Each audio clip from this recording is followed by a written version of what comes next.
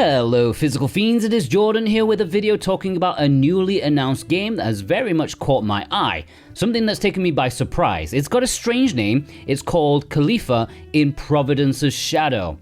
I had no idea Mia was getting into the video game industry, nor do I know why she wants to stay out of the sun in Rhode Island, but I'm very intrigued by this game. Announced a couple of days ago, I'm going to talk about the game and its physical release, which you can find down below in the description and pinned comment. It's pretty unique.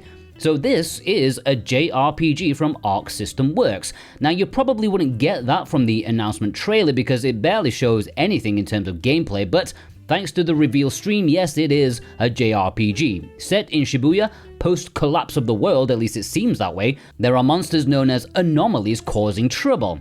The two main characters are part of the force, set up to find out why all of this is going on.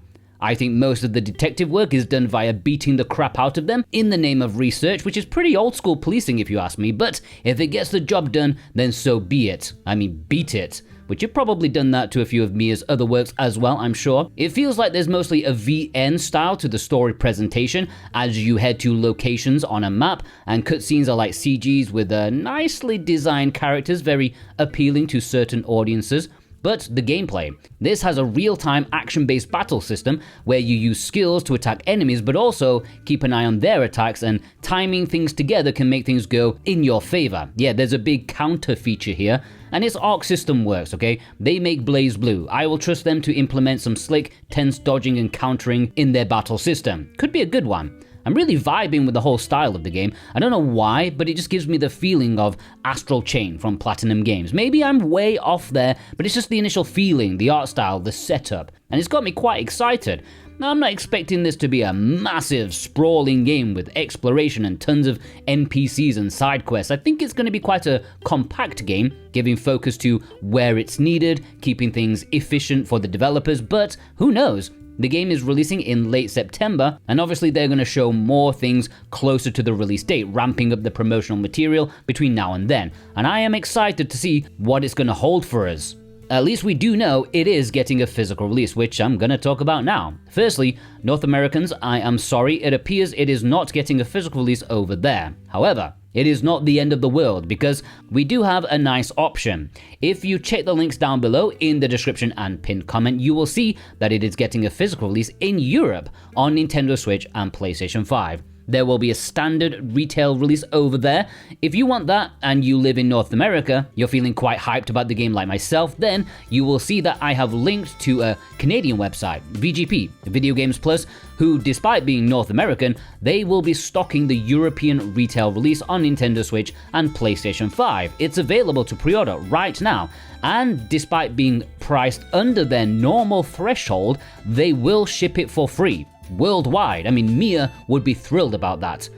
But there is another option. A little more special. Not hugely, but something for collectors who like to have something a bit unique, a bit more limited on their shelf, because for the same price as the standard retail release, if you check my links down below for redartgames.com, you will see that there is a deluxe edition of the game available for each console, and that is limited to 500 copies each.